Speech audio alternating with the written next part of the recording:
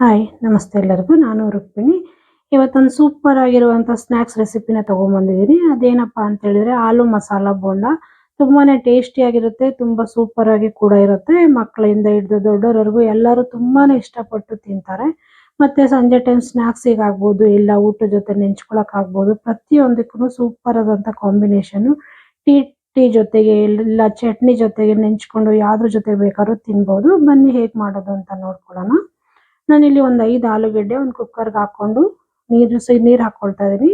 ನೀಟಾಗಿ ತೊಳ್ಕೊಂಡಿದೀನಿ. ನೀರು ಆಲೂಗೆಡ್ಡೆ ಮುಳುಗುವಷ್ಟೆಲ್ಲ ಹಾಕಕ್ ಹೋಗ್ಬಾರ್ದು. ಅರ್ಧ ಹಾಕ್ಬೇಕು.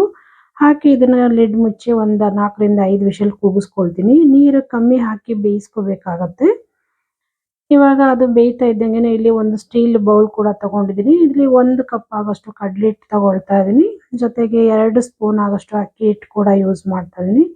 ಜೊತೆಗೆ ಒಂದು ಅರ್ಧ ಸ್ಪೂನ್ ಆಗೋಷ್ಟು ಖಾರ ಪುಡಿ ಕೂಡ ಯೂಸ್ ಮಾಡ್ಕೊಳ್ಳೋಣ. ಜೊತೆಗೆ ರುಚಿಗೆ ತಕ್ಕಷ್ಟು ಉಪ್ಪು ಕೂಡ ಹಾಕೊಳ್ತಾ ಇದೀನಿ ಇಲ್ಲಿ ನಾನು. ಇಷ್ಟನ್ನು ಹಾಕೊಂಡು ಒಂದ್ಸಲ ನೀಟಾಗಿ ಇದನ್ನ ಮಿಕ್ಸ್ ಮಾಡ್ಕೊಳ್ಳೋಣ. ಇಲ್ಲಿ ಆಲೂಗೆಡ್ಡೆಲಿ ಸ್ವಲ್ಪನೇ ನೀರು ಹಾಕಿ ಬೇಯಿಸ್ಕೋಬೇಕಾಗತ್ತೆ. ಜಾಸ್ತಿ ನೀರೆಲ್ಲ ಹಾಕ್ಬಿಟ್ರೆ ಆಲೂಗೆಡ್ಡೆ ನೀರಾಗ್ಬಿಡತ್ತೆ. ಚೆನ್ನಾಗಿ ಬೇಯ್ಕೊಂಡಾಗ ನೀರಾಗ್ಬಿಡತ್ತೆ. ಹಾಗಾಗಿ ಸ್ವಲ್ಪನೇ ನೀರು ಹಾಕಿ ಬೇಯಿಸ್ಕೋಬೇಕಾಗತ್ತೆ. ಇಲ್ಲಿ ಹಿಟ್ಟು ಕೂಡ ಚೆನ್ನಾಗಿ ಕಲಿಸ್ಕೊಂಡಿದ್ದೀನಿ. ಕಲಿಸ್ಕೊಂಡಾದ್ಮೇಲೆ ಇಲ್ಲಿ ನೀರು ಹಾಕ್ಕೊಂಡು ಇವಾಗ ಮತ್ತೆ ಮಿಕ್ಸ್ ಮಾಡ್ಕೊಳ್ತೀನಿ. ನಾವು ಇಲ್ಲಿ ಇಡ್ಲಿ ಹಿಟ್ಟಿನ ಅದಕ್ಕೆ ಇದನ್ನ ಮಿಕ್ಸ್ ಮಾಡ್ಕೋಬೇಕಾಗತ್ತೆ. ತುಂಬಾ ತೆಳ್ಳಗೆಲ್ಲ ಮಾಡಕ್ ಹೋಗ್ಬಾರ್ದು. ಮತ್ತೆ ಇದು ಒಂದೇ ಡೈರೆಕ್ಷನಲ್ಲಿ ಈ ತರ ಮಿಕ್ಸ್ ಮಾಡಬೇಕು. ಈ ರೀತಿ ಒಂದೇ ಡೈರೆಕ್ಷನಲ್ಲಿ ಮಿಕ್ಸ್ ಮಾಡೋದ್ರಿಂದ ಆಲೂಗೆಡ್ಡೆಗೆ ಇದು ಚೆನ್ನಾಗಿ ಹಿಟ್ಟು ಅಂಟ್ಕೊಳ್ಳುತ್ತೆ. ಹಾಗಾಗಿ ನೋಡಿ ಇಷ್ಟು ಗಟ್ಟಿ ಇದ್ರೆ ಸಾಕು. ಇದು ಕೈಯಲ್ಲಿ ಒಂದ್ಸಲ ನೀಟಾಗಿ ಮಿಕ್ಸ್ ಮಾಡಿ ನಿಮಗೆ ತೋರಿಸ್ತಾ ಇದ್ದೀನಿ. ಇದು ಕೂಡ ತೆಗೆದು ಇವಾಗ ಸೈಡಿಗೆ ಎತ್ತಿಟ್ಕೊಳ್ಳೋಣ. ಒಂದು ಮಸಾಲೆ ರೆಡಿ ಮಾಡ್ಕೋಬೇಕು. ಅದಕ್ಕೋಸ್ಕರ ಒಂದು ಚಿಕ್ಕ ಜಾರ್ ತಗೊಂಡಿದ್ದೀನಿ. ಇಲ್ಲಿ ಅರ್ಧ ಗೆಡ್ಡೆ ಬೆಳ್ಳುಳ್ಳಿನ ಸಿಪ್ಪೆ ಸುಲಿದು ಸಣ್ಣಗೆ ಕಟ್ ಮಾಡಿ ಹಾಕೊಂಡಿದ್ದೀನಿ. ಜೊತೆಗೆ ಒಂದು ಅರ್ಧ ಇಂಚು ಶುಂಠಿ ಕೂಡ ಹಾಕೊಂಡಿದ್ದೀನಿ. ಜೊತೆಗೆ ಒಂದು 4 ರಿಂದ 5 ಹಸಿಮೆಣಸಿನಕಾಯಿ ಕೂಡ ಕಟ್ ಮಾಡಿ ಹಾಕೊಂಡಿದ್ದೀನಿ. ಜೊತೆಗೆ ಒಂದು ಅರ್ಧ ಸ್ಪೂನ್ ಆಗೋಷ್ಟು ಧನಿಯಾ ಬೀಜ ಯೂಸ್ ಮಾಡ್ತಾ ಇದ್ದೀನಿ. ಜೊತೆಗೆ ಒಂದು 3 ಸ್ಪೂನ್ ಆಗೋಷ್ಟು ಇಲ್ಲಿ ನಾನು ಕಡಲೆ ಬೀಜ ಯೂಸ್ ಮಾಡ್ತಾ ಇದ್ದೀನಿ. ಇದು ಹಸಿ ಕಡಲೆ ಬೀಜ, ನಾನು ಹುರಿದಿಲ್ಲ, ಹಾಗೆ ಯೂಸ್ ಮಾಡ್ತಾ ಇದ್ದೀನಿ. ನೋಡಿ ಇಷ್ಟನ್ನು ಹಾಕೊಂಡು ನೀರೇನು ಯೂಸ್ ಮಾಡಬಾರ್ದು. ಹಾಗೆ ಇದನ್ನ ರುಬ್ಕೊ ಬರ್ಬೇಕಾಗತ್ತೆ. ದಪ್ಪ ದಪ್ಪ ರುಬ್ಕೋಬೇಕು. ತುಂಬಾ ಸಣ್ಣ ಎಲ್ಲ ರುಬ್ಬಕ್ ಹೋಗ್ಬಾರ್ದು. ನೋಡಿ ಈ ಹದದಲ್ಲಿ ರುಬ್ಬಿದ್ರೆ ಸಾಕು. ಇಷ್ಟು ರುಬ್ಕೊಂಡಿದ್ದೀನಿ ಕೂಡ ಇದನ್ನ. ಇವಾಗ ಇದನ್ನ ಸೈಡಿಗೆ ಇಟ್ಟುಕೊಂಡು ಸ್ಟವ್ ಮೇಲೆ ಒಂದು ಪಾನ್ ಇಟ್ಕೊಂಡು 1 ಸ್ಪೂನ್ ಅಷ್ಟು ಎಣ್ಣೆ ಹಾಕೊಂಡಿದ್ದೀನಿ ಸಾಕು. ಎಣ್ಣೆ ಕಾಯ್ಕೊಳ್ತಾ ಇದ್ದಂಗೆನೆ ಒಂಚೂರು ಸಾಸಿವೆ ಮತ್ತೆ ಜೀರಿಗೆ ಒಗ್ಗರಣೆಗೆ ಹಾಕೊಳ್ಳೋಣ. ಸಾಸಿವೆ ಮತ್ತೆ ಜೀರಿಗೆ ಚಟಪಟ ಅಂತ ಸಿಡಿತಾ ಇದ್ದಂಗೆನೆ ನಾವಿಲ್ಲಿ ರುಬ್ಬಿಟ್ಕೊಂಡಿರುವಂಥ ಮಸಾಲೆನ ಇದಕ್ಕೆ ಹಾಕ್ಕೊಂಡು ಒಂದು 1 ರಿಂದ 2 ನಿಮಿಷ ಇದನ್ನ ಮೀಡಿಯಂ ಫ್ಲೇಮಲ್ಲಿ ಫ್ರೈ ಮಾಡ್ಕೋಬೇಕಾಗತ್ತೆ. ಇದರಲ್ಲಿರೋ ಹಸಿ ಸ್ಮೆಲ್ ಎಲ್ಲ ಹೋಗಬೇಕು. ಆ ರೀತಿ ಇದನ್ನ ಚೆನ್ನಾಗಿ ಫ್ರೈ ಮಾಡ್ಕೋಬೇಕಾಗತ್ತೆ.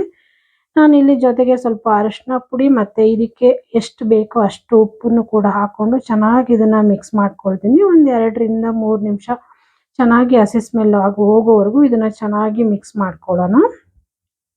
ನಾನಿಲ್ಲಿ ಆಲೂಗೆಡ್ಡೆ ಜೊತೆಗೆ ಈರುಳ್ಳಿ ಏನು ಯೂಸ್ ಮಾಡ್ತಾ ಇಲ್ಲ. ಮಸಾಲೆ ಅಷ್ಟೇ ಇಷ್ಟನ್ನಷ್ಟೇ ಯೂಸ್ ಮಾಡಿ ಮಾಡ್ತಾ ಇದ್ದೀನಿ. ತುಂಬಾನೇ ಚೆನ್ನಾಗಿರುತ್ತೆ, ಟೇಸ್ಟಿಯಾಗಿ ಕೂಡ ಬರುತ್ತೆ.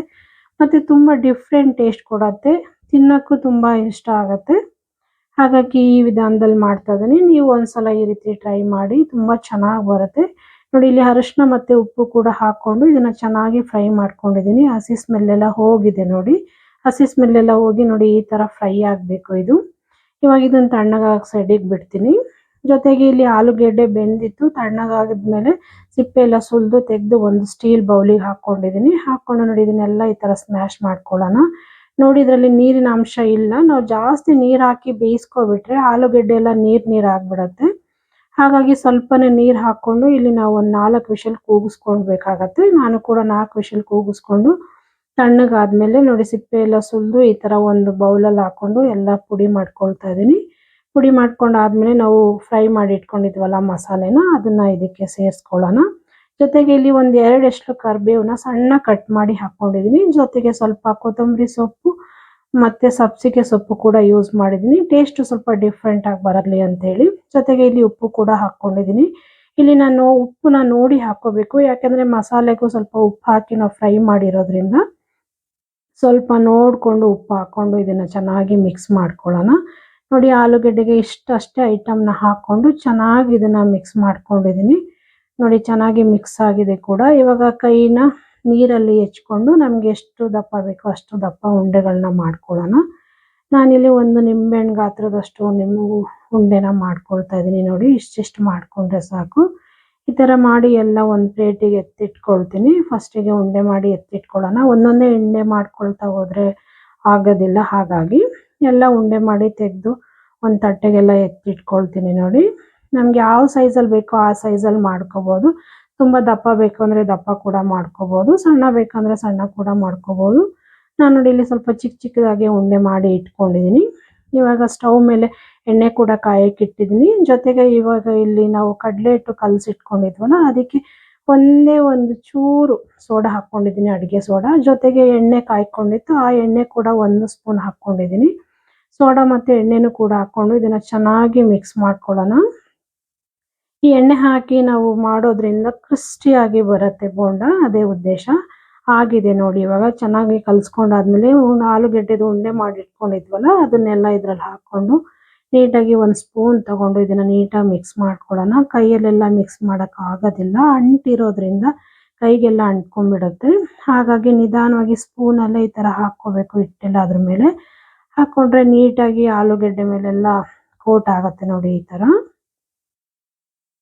ಸ್ಟಫಿಂಗ್ನ ಈ ಥರ ಉಂಡೆ ಮಾಡಿಕೊಂಡು ಇದ್ರ ಮೇಲೆ ಹಾಕ್ಕೊಂಡಿದ್ದೀನಿ ನೋಡಿ. ಆಲೂಗೆಡ್ಡೆ ಕೂಡ ಚೆನ್ನಾಗಿ ಮಿಕ್ಸ್ ಮಾಡಿ ಹಾಕ್ಕೊಂಡಾದ್ಮೇಲೆ ಇದನ್ನು ನೋಡಿ ಒಂದೊಂದೇ ಎಣ್ಣೆ ಒಳಗೆ ಬಿಟ್ಕೊಳ್ತಾ ಇದ್ದೀನಿ. ಈ ಥರ ಮೀಡಿಯಂ ಫ್ಲೇಮಲ್ಲಿ ಎಣ್ಣೆ ಇಟ್ಕೋಬೇಕು. ಮತ್ತು ಎಣ್ಣೆ ಕೂಡ ಜಾಸ್ತಿ ಕಾದಿರಬಾರ್ದು, ಕಮ್ಮಿ ಕಾದಿರಬೇಕು. ತುಂಬ ಜಾಸ್ತಿ ಕಾದ್ಬಿಟ್ರೆ ಮೇಲೆಲ್ಲ ಸುಟ್ಟೋಗೋ ಚಾನ್ಸಸ್ ಇರುತ್ತೆ, ಮತ್ತು ಒಳಗಡೆ ಎಲ್ಲ ಬೇಯೋದಿಲ್ಲ. ಹಾಗಾಗಿ ಮೀಡಿಯಂ ಫ್ಲೇಮಲ್ಲೇ ಇಟ್ಕೊಂಡು ಇದನ್ನು ಬೇಯಿಸ್ಕೊಳ್ಳೋಣ. ನೋಡಿ ಒಂದು 4 ಬೇಯಿಸ್ಕೊಳ್ತಾ ಇದ್ದೀನಿ. ಮೀಡಿಯಂ ಫ್ಲೇಮಲ್ಲೇ ಇಟ್ಕೊಂಡು ನಿಧಾನವಾಗಿ ಒಂದು 2ರಿಂದ 3 ನಿಮಿಷ ಇದನ್ನು ಬೇಯಿಸ್ಕೋಬೇಕಾಗತ್ತೆ. ಫ್ಲೇಮ್ ಹೈ ಇಟ್ಕೊಂಡ್ಬಿಟ್ರೆ ಆ ಬೋಂಡ ಸುಟ್ಟೋಗ್ಬಿಡುತ್ತೆ, ಒಳಗಡೆ ಎಲ್ಲ ಬೇಯೋದಿಲ್ಲ, ಮೇಲೆ ಮಾತ್ರ ಫುಲ್ ಕಂದು ಬಣ್ಣ ಬಂದ್ಬಿಡುತ್ತೆ. ಹಾಗಾಗಿ ಮೀಡಿಯಂ ಫ್ಲೇಮಲ್ಲೇ ಇಟ್ಕೊಂಡು ನೋಡಿ ಒಂದು 3 ನಿಮಿಷಗಳ ಕಾಲ ಇದನ್ನು ನೀಟಾಗಿ ನಿಧಾನವಾಗಿ ಬೇಯಿಸ್ಕೊಂಡಿದ್ದೀನಿ ಕೂಡ. ನೋಡಿ ಎಷ್ಟು ಚೆನ್ನಾಗಿ ಕಾಣಿಸ್ತಾ ಇದೆ ಅಂತ ಹೇಳಿ. ಈಗ ಇದನ್ನೆಲ್ಲ ತೆಗೆದು ಒಂದು ಪ್ಲೇಟಿಗೆ ಟ್ರಾನ್ಸ್ಫರ್ ಮಾಡ್ಕೊಳ್ತೀನಿ. ನೋಡಿ ಎಷ್ಟು ಚೆನ್ನಾಗಿ ಕಾಣಿಸ್ತಾ ಇದೆ ಕೂಡ. ತುಂಬ ಸಿಂಪಲ್ ಆಗಿ ಮಾಡ್ಕೋಬೋದು, ತುಂಬ ಟೇಸ್ಟಿಯಾಗಿ ಕೂಡ ಮಾಡ್ಕೋಬೋದು. ಶುಂಠಿ ಬೆಳ್ಳುಳ್ಳಿ ಎಲ್ಲ ಹಾಕಿರೋದ್ರಿಂದ ಆರೋಗ್ಯಕ್ಕೂ ತುಂಬಾ ಒಳ್ಳೆಯದು. ನೋಡಿ ಎಷ್ಟು ಚೆನ್ನಾಗಿ ಕಾಣಿಸ್ತಾ ಇದೆ. ಆಗಿದೆ. ಅದೇ ಥರ ಉಳಿದಿರೋವನ್ನು ಕೂಡ ಹಾಕ್ಕೊಂಡು ಫ್ರೈ ಮಾಡ್ಕೊಳ್ತೀನಿ. ತುಂಬಾ ಚೆನ್ನಾಗಿ ಬರುತ್ತೆ, ತುಂಬ ಟೇಸ್ಟಿಯಾಗಿ ಕೂಡ ಬರುತ್ತೆ. ಮಳೆ ಬರ್ತಾ ಇದ್ರೆ ಅಂತೂ ಟೀ ಟೈಮ್ಗೆ ಈ ಥರ ಮಾಡ್ಕೊಂಡು ತಿಂತಾ ಇದ್ರೆ ಆಹಾ ಅನಿಸುತ್ತೆ. ನೀವು ಒಂದ್ಸಲ ಈ ವಿಧಾನದಲ್ಲಿ ಟ್ರೈ ಮಾಡಿ, ತುಂಬ ಚೆನ್ನಾಗಿ ಬರುತ್ತೆ, ತುಂಬ ಟೇಸ್ಟಿಯಾಗಿ ಕೂಡ ಬರುತ್ತೆ. ಮತ್ತು ಮಕ್ಕಳಂತೂ ತುಂಬಾ ಇಷ್ಟಪಟ್ಟು ತಿಂತಾರೆ. ನೋಡಿ ಇಷ್ಟೇ ಬೋಂಡ, ಇದು ಆಲೂ ಮಸಾಲ ಬೋಂಡ. ಈರುಳ್ಳಿ ಏನು ಯೂಸ್ ಮಾಡ್ದಲೇ ಮಾಡಿದ್ದೀನಿ, ಹಾಗೆ ತುಂಬ ಚೆನ್ನಾಗಿರುತ್ತೆ. ಇಷ್ಟೇ ಇದು. ಈ ಆಲೂ ಮಸಾಲ ಬೋಂಡ ನಿಮ್ಗೆ ಇಷ್ಟ ಆಯಿತು ಅಂದ್ಕೊಳ್ತೀನಿ. ಇಷ್ಟ ಆದರೆ ದಯವಿಟ್ಟು ಶೇರ್ ಮಾಡಿ, ಲೈಕ್ ಮಾಡಿ, ಸಬ್ಸ್ಕ್ರೈಬ್ ಮಾಡ್ಕೊಳ್ಳಿ. ಹಾಗೆ ಪಕ್ಕದಲ್ಲಿರೋ ಬೆಲ್ ಐಕನ್ ಕೂಡ ಕ್ಲಿಕ್ ಮಾಡಿ ಅಂತ ಕೇಳ್ಕೊಳ್ತೀನಿ. ನಾನು ಯಾವುದೇ ವಿಡಿಯೋ ಹಾಕಿದ್ರು ನಿಮಗೆ ನೋಟಿಫಿಕೇಷನ್ ಬರುತ್ತೆ. ಹೀಗೆ ನೋಡ್ತಾ ಇರಿ, ಸಪೋರ್ಟ್ ಮಾಡ್ತಾ ಇರಿ ಅಂತ ಕೇಳ್ಕೊಳ್ತೀನಿ. ನಿಮ್ಮ ಅನಿಸಿಕೆ ಅಭಿಪ್ರಾಯಗಳನ್ನ ಕಾಮೆಂಟ್ ಮೂಲಕ ತಿಳಿಸಿ. ದಯವಿಟ್ಟು ಅಡುಗೆ ಮನೆ ಚಾನಲ್ನ ಸಬ್ಸ್ಕ್ರೈಬ್ ಮಾಡ್ಕೊಳ್ಳಿ, ಸಪೋರ್ಟ್ ಮಾಡಿ ಅಂತ ಕೇಳ್ಕೊಳ್ತೀನಿ. Thank you.